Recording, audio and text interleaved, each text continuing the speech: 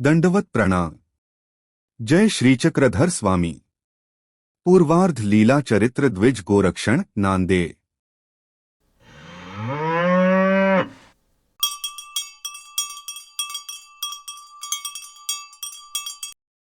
एक गांव में भगवान श्री चक्रधर स्वामी का निवास था।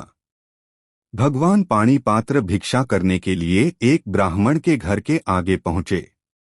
वह ब्राह्मण बहुत चतुर था, उसका ग्वाला काम छोड़कर जा चुका था। उस ब्राह्मण ने कहा, आप शरीर से इतने हष्टपुष्ट और लंबे चौड़े हो तो भिक्षा क्यों मांगते हो? किसी की गायों को क्यों नहीं रखते अर्थात संभालते?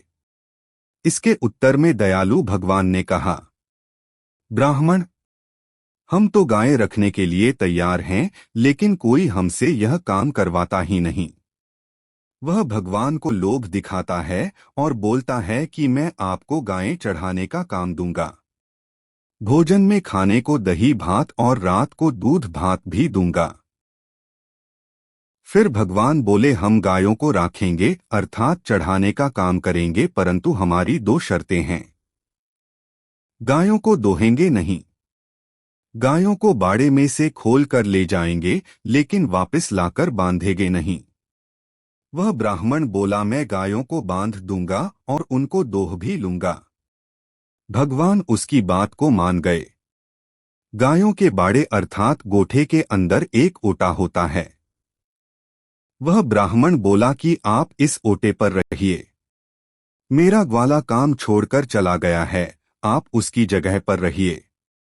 फिर उस ब्राह्मण ने भगवान को ग्वाले की जाड़ी अर्थात सतरंजी या बिछोना, चप्पलें, लाठी और पगड़ी दे दी। ब्राह्मण ने रात को भगवान को दूध भात का भोजन खिलाया। फिर भगवान ने उस ओटे पर निद्रा स्वीकार की।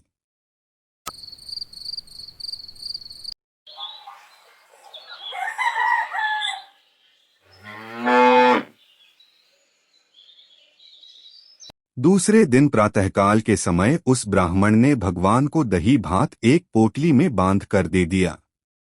भगवान ने गायों को खूंटे से खोला और गायें गांव के बाहर जंगल की तरफ निकल पड़ी। आगे आगे भगवान चल रहे हैं और पीछे पीछे गायें चल रही हैं। भगवान के साथ वह ब्राह्मण भी उन्हें जानकारी देने के लिए निकला। उसने भगवान को कहा, गायों को किसी के खेत में घुसने नहीं देना, किसी की मेर के ऊपर नहीं चराना, अच्छे जंगल में ले जाना, समय पर पानी पिलाना, दोपहर को अच्छी छाया में बिठाना। फिर वह ब्राह्मण वहां रुक गया। आगे आगे भगवान चल रहे हैं और पीछे पीछे गायें चल रही हैं। गायें भगवान की श्रीमूर्ति के दर्शन का आनंद प्राप्त कर रही हैं।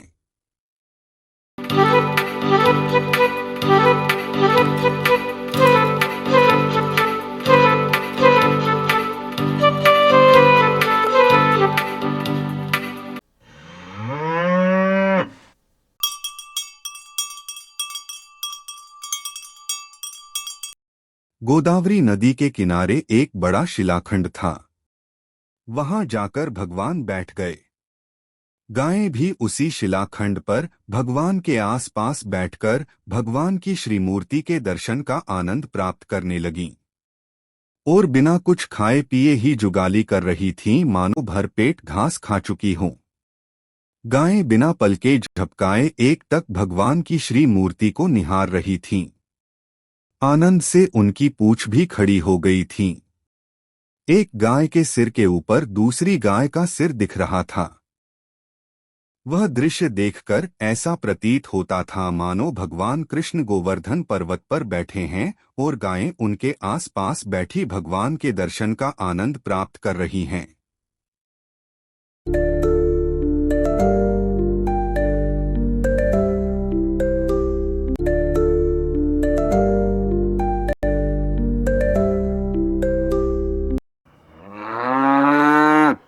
शाम के समय भगवान गांव की तरफ चल पड़े और गायें उनके पीछे पीछे चल पड़ी। भगवान ने उन गायों को ब्राह्मण के बाड़े के अंदर कर दिया। फिर भगवान का ओटे पर आसन हुआ। उस ब्राह्मण ने गायों को दोहा तो प्रतिदिन की अपेक्षा उन गायों ने अधिक दूध दिया। उस दिन दही मक्खन घी भी बहुत निकला। ऐसे बहुत दूध निकला। दूध दोहते दोहते ब्राह्मण के हाथ थक जाते थे।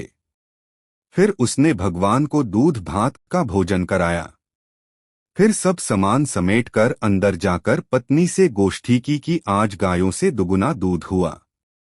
वे दोनों एक दूसरे से विस्मय करने लगे, हमें ग्वाला अच्छा मिला है। ऐसे भगवान प्रतिदिन उसी शिलाखंड पर जाकर बैठते और गायें भगवान के आसपास बैठकर आनंद से जुगाली करतीं। फिर एक दिन गांव के किसी ग्वाले ने आकर उस ब्राह्मण से कहा, हे ब्राह्मण, तुमने कैसे व्यक्ति को गायें चराने के लिए रखा हुआ है? वे गायों को ना घास खिलाते हैं, ना पानी पिलाते हैं, ना ही छांव में बिठाते हैं। बस ले जाकर उस पत्थर की बड़ी शिला पर बिठा देते हैं। उस ग्वाले की बात को सुनकर ब्राह्मण ने कहा, दूध तो दुगुना निकलता है, यह ऐसे कैसे बोल रहा है? यह महापुरुष कोई नौकर तो है नहीं, अपने मन के मालिक हैं। रहेंगे तब तक रहेंगे और किसी दिन अपनी मर्जी से चले जाएंगे। लेकिन यह पता लगाना पड़ेगा कि ये गायों को कौन से जंगल में चराते हैं, कहाँ का पानी पिलाते हैं, जिससे गायें इतना दूध दे रही हैं।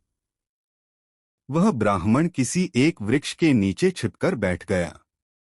जैसे ग्वाले ने बताया था वैसा ही उसने देखा कि भगवान शिलाखंड पर आसन लगाए बैठे हैं और गायें उनके आसपास बैठी जुगाली कर रही हैं।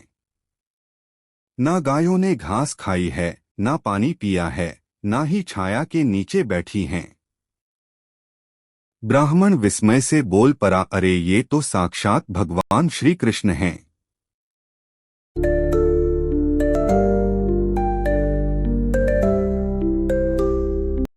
आश्चर्यचकित होकर वह ब्राह्मण अपने घर आया और उसने अपनी पत्नी से कहा, जो महापुरुष हमारी गायों को चराते हैं वे कोई अन्य नहीं अपितु साक्षात भगवान श्री कृष्ण ही हैं। ऐसा कहकर ब्राह्मण ने वहां आंखों देखी सारी घटना सुना दी। फिर उसने अपनी पत्नी से कहा कि आज जब भगवान जंगल से वापस आएंगे तो वे दोनों उनके श्री चरणों को स्पर्श कर उनसे क्षमा मांगेंगे। उन्होंने अनजाने में ही बहुत बड़ा अपराध किया है। इधर सर्वज्ञ भगवान ने समझ लिया था कि ब्राह्मण को उनके सामर्थ्य का पता चल गया है। उस दिन भगवान ने सायंकाल के समय उन गायों को ब्राह्मण के बाड़े में छोड़ दिया और स्वयं बाहर बाहर से ही वहां से कहीं अन्यत्र चले गए।